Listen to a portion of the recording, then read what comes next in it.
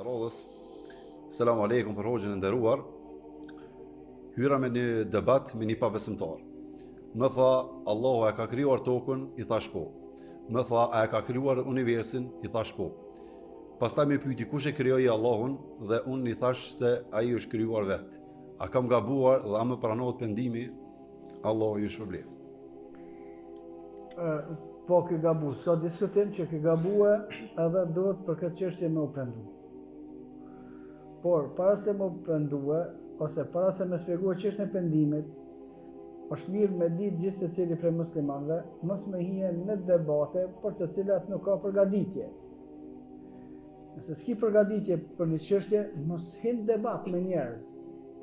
Edhe pse pejgamberi sallallahu alaihi wasallam në hadithe të shumta vetë debatin nuk e ka pëlqyer. Allahu e mëshiroft një person i cili largohet për debatit nëse ka drejt, ka thonë pejgamberi sallallahu alaihi wasallam. Se polemikat nuk sjellin dobi. Vetëm nëse janë të niveleve të larta akademike, njerëzit janë dietar, hin polemika me qartësue njerëzve të tjerë, argumentet po. Ama në këtë rast gabimi numër 1 është me hyrë në debat me njerëzit kur s'ka përgatitje. Gabimi numër 2 ose praktika pejgamberi sallallahu alaihi wasallam e ka shpjeguar këtë çështje, por e ka shpjeguar me drejtshë, nuk e ka shpjeguar me këtë njërin.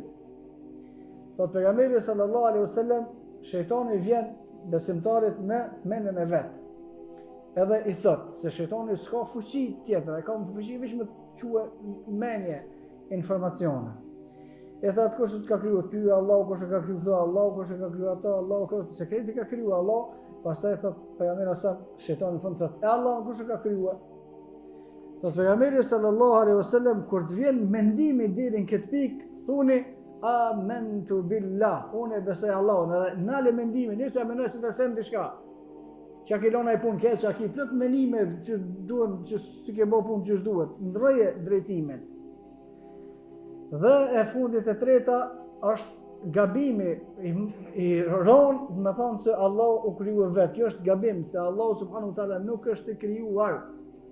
Ai është krijues. Allah subhanahu wa taala është i pa fillim, i përhershëm dhe i pa mbarim, nuk përfundon.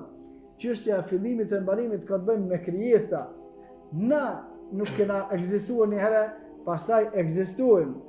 Ta na ka marrë një kohë apet, s'kemi me ekzistuar. Pastaj apet kemi më ringjall, po këto janë rregulla për krijesat, nuk janë rregulla për Allahun. Allahu subhanahu wa taala ka ekzistuar gjithmonë dhe ka më ekzistuar gjithmonë. Kjo është gabimi dhe për këtë shprehje duhet me u pendue, wallahu a'lam.